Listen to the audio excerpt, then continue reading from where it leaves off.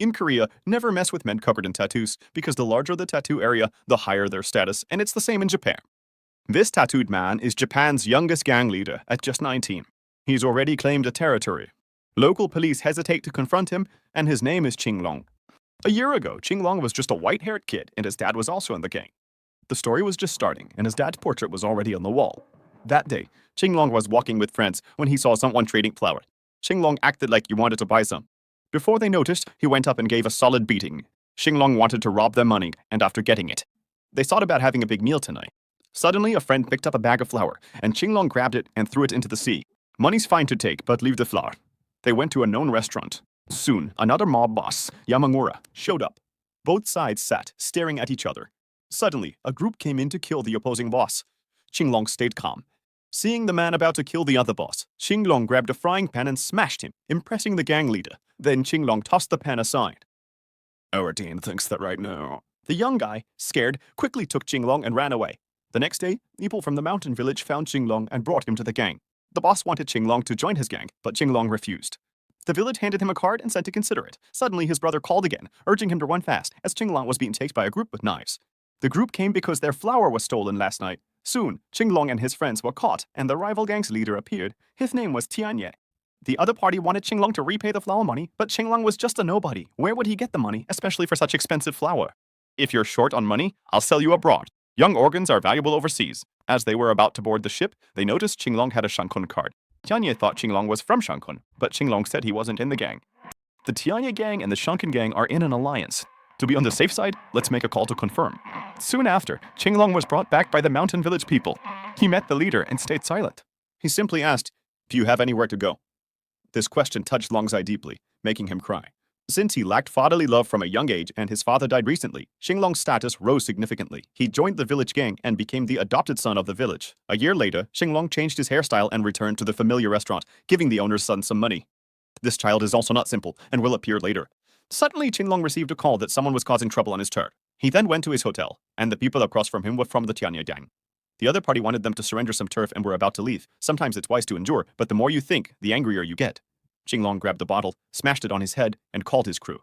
After choosing a side, his own staff bandaged him up after it was over. Ching Long seems to have taken a liking to this girl, whose name is Xiaoming.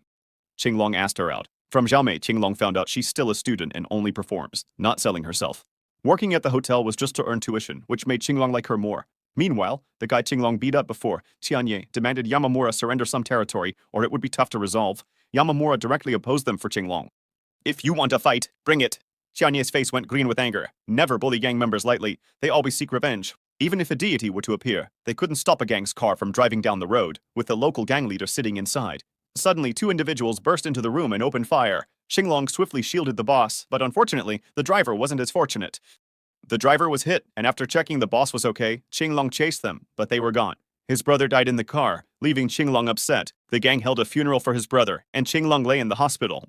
Yamaguchi asked the senior boss to help them take revenge, but the senior boss did not allow it and said to leave the matter to the police.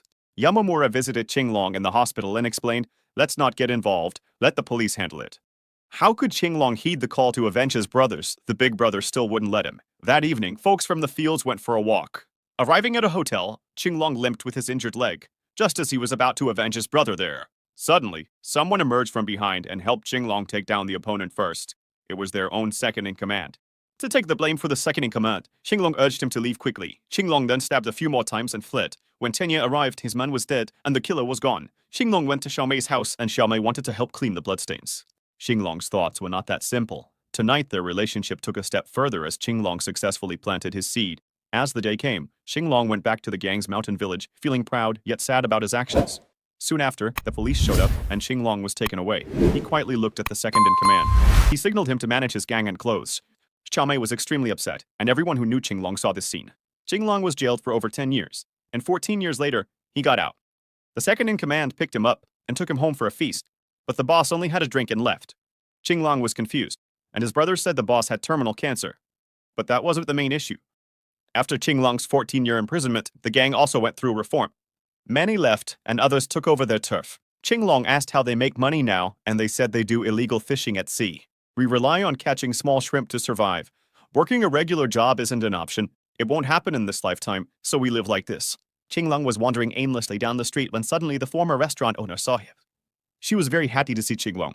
The owner also said Qinglong's friend started a business in her restaurant. This person was once in a gang but left that life and now has a daughter. Through a chat with his brother, Qinglong found out that by national rules, ex-gang members face a hard time for 5 years. They can't work, have no bank account, no insurance, no home, nothing. After 5 years, others begin to treat them like normal people. After eating and drinking, Qinglong wanted to pay, but his brother insisted on covering it. Qinglong was confused. After the brother paid the bill, he hurriedly left. Qinglong asked, "What's wrong, brother?"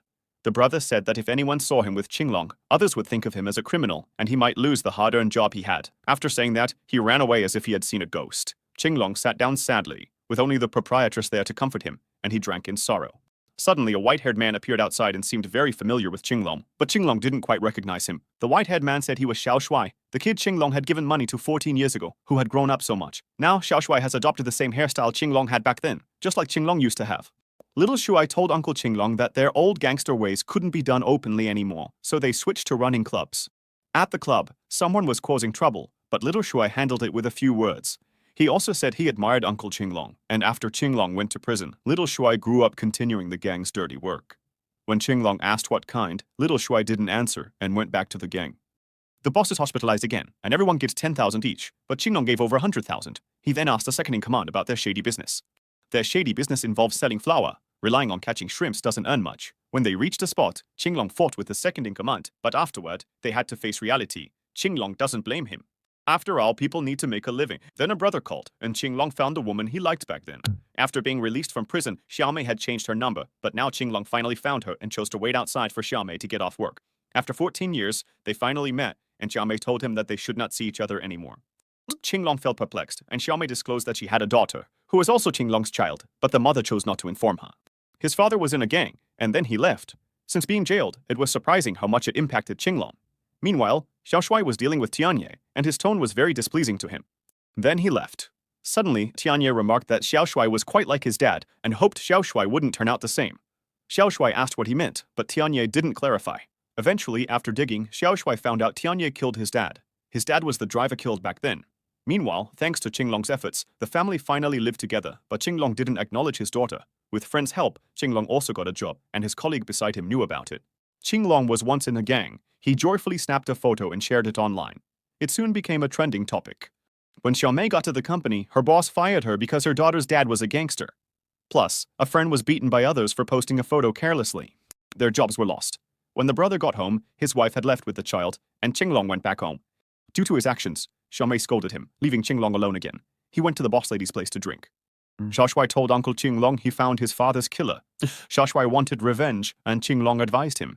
Tell him to look after his mom. Then he went to the hospital, and his foster dad died too. Now he has nothing left. Qinglong is ready to leave a note for Xiaomei. He wished to see Xiaomei and his daughter once more. After talking, he went to a spot and eliminated the group responsible for Xiao Shuai's father's death. Meanwhile, Xiao Shuai was coming with others, ready to avenge his dad. Upon arrival, he found his dad's killer already slain by Uncle Qinglong. Qinglong arrived at a place to wait for Xiaomei, but it wasn't Xiaomei who came. Instead, it was her brother, and a knife was stuck in Qinglong's stomach. The brother blamed Qinglong for everything, but Qinglong did not blame the brother. Afterwards, Qinglong fell and died forever in the sea. Every year on this day, Xiao Shuai comes here to visit Uncle Qinglong. Qinglong's daughter also came, wanting to learn about her father's background, and Xiao Shuai explained it to her. The movie ends here. In the end, Brother Shen summed it up. Everything has a price. This movie aims to teach future generations. No matter what, always strive to be good, or it might be too late for regrets.